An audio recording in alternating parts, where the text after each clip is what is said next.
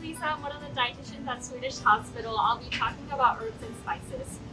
They're easy to make food taste great, and if you're someone that's following low sodium diet, adding spices can really help boost flavors without much salt.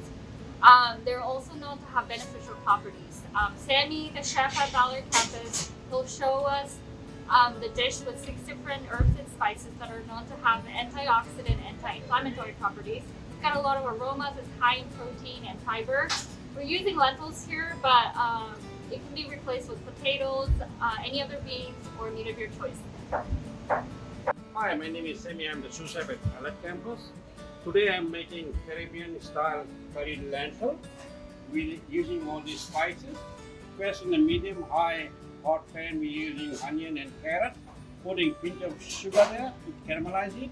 After caramelizing that, adding the spices with teaspoon of ginger, teaspoon of garlic, half a teaspoon of curry powder, and half a teaspoon of chili powder.